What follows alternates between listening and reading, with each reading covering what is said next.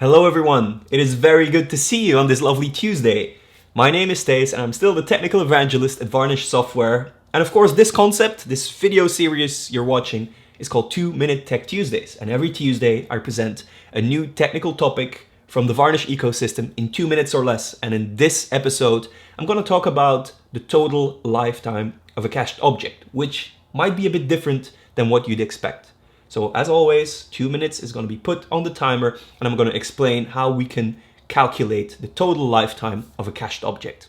The total lifetime of an object is often associated with its time to live, or TTL, which can be set through a cache control header, through VCL, but also we can rely on the default value of 120 seconds. However, the lifetime is not equal to the TTL. There's much more to it.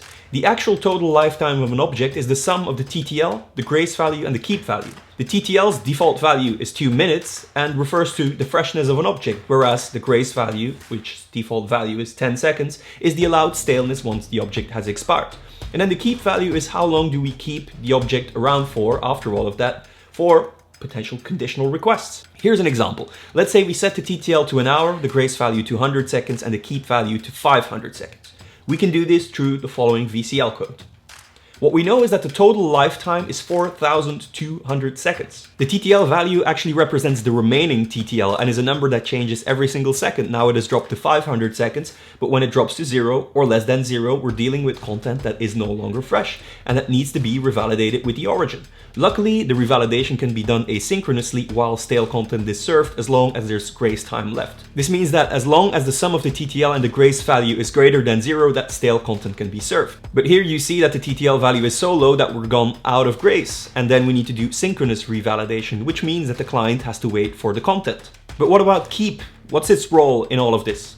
Well, the keep value will ensure that the object is kept around even if it's expired and out of grace. And we can do that to perform conditional requests because the cached response may contain values that are useful for conditional requests, such as the E tag, which is a unique fingerprint of that version of the object, or the last modified date that represents the last change. These values that identify the object can be sent in a subsequent request under the form of either an if none match header or an if modified since header. When Varnish sends an if none match header when revalidating, and if that value matches the E tag that the origin was about to send, we can conclude that nothing has changed.